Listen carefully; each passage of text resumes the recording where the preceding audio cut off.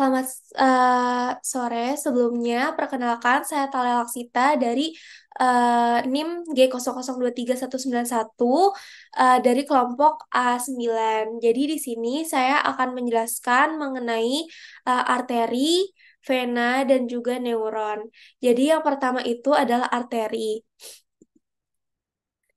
Pada arteri ini, em, arteri ini dapat diartikan juga sebagai pembuluh darah yang arah alirannya itu keluar atau menjauhi jantung.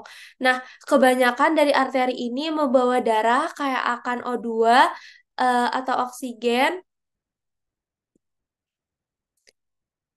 atau oksigen kecuali arteri pulmonalis dan umbilikalis yang membawa darah akan kaya akan CO2 atau karbon dioksida.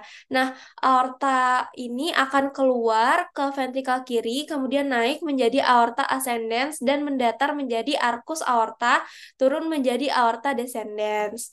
Nah, di slide selanjutnya, aorta ascendens ini akan muncul dua percabangan arteri kecil ke dekstra dan sinistra menjadi aorta koronaria.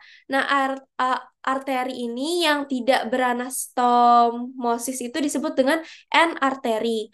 Yang kedua itu adalah arcus aorta. Jadi akan muncul tiga percabangan membawa darah ke ekstremitas atas dan kepala, yaitu truncus branchiosepalica. Itu adalah bercabang menjadi sub clavia dextra dan carotis communis destra. Nah, terus yang ketiga itu ada aorta descendens. Itu lanjutan menurun dari arcus aorta. Dibedakan menjadi dua juga, yaitu aorta descendens pars thoracica terletak lebih superior dari diafragma dan aorta descendens abdominalis yang terletak lebih inferior dari diafragma. Selanjutnya adalah vena. Jadi, vena ini adalah pembuluh darah yang membawa darah mendekati jantung. Semua vena ini bermuara ke atrium kanan kecuali vena pulmonalis.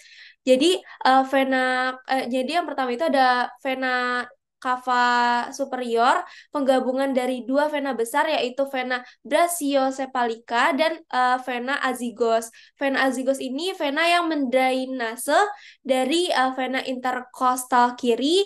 Jadi vena ini akan menyilang ke arah kanan terus membentuk dua percabangan yaitu hemiazygos aksesoria dan vena hemiazygos.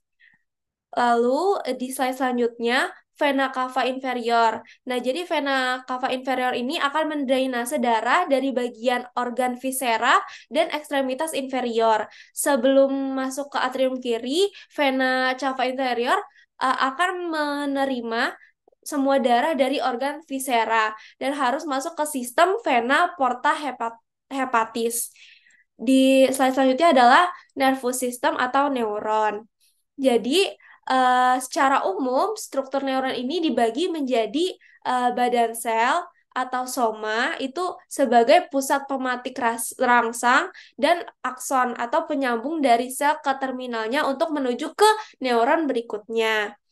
Yang selanjutnya itu ada jadi nervous system itu dibagi jadi dua tipe. Yang pertama ada central nervous system, itu terdiri dari brain dan medulla spinalis atau spinal cord. Yang kedua itu ada peripheral nervous system. Peripheral nervous system itu adanya di tepi gitu. Nah, yang selanjutnya adalah peripheral nervous system. Nah, di peripheral nervous system itu, nukleus itu adalah kumpulan badan sel atau soma di sistem saraf pusat. Traktus itu adalah kumpulan berkas-berkas akson pada sistem saraf pusat yang berakhir di nukleus atau di ganglion. Yang ketiga adalah ganglion atau kumpulan badan sel atau soma pada sistem saraf perifer.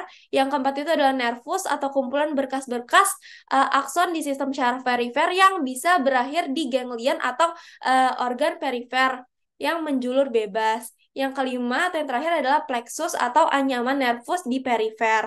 Nah, untuk bagannya itu ada di sebelah kanan. Itu nanti nukleus itu dibagi jadi dua dari ganglion dan nukleus. Nanti ganglion itu dibagi jadi ganglion, organ, sama menjulur bebas.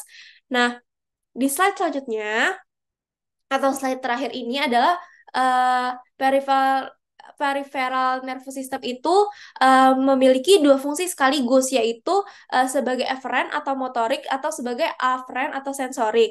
Nah, jadi sistem saraf itu ada di pusat sama di perifer. Nah, untuk yang di pusatnya ini ada encephalon sama ada medula spinalis. Untuk yang di perifer itu dibagi jadi dua yang tadi, sensorik atau aferen dan motorik atau eferen.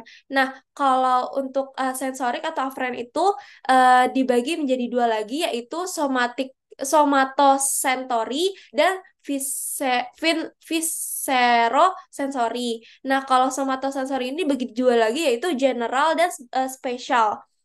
Nah, untuk motorik atau eferen itu terbagi jadi dua, yaitu somatik dan otonom. Nah, di otonom ini dibagi menjadi dua lagi, yaitu simpatis dan parasimpatis. Sekian penjelasan dari saya, kurang lebihnya saya mohon maaf. Wassalamualaikum warahmatullahi wabarakatuh.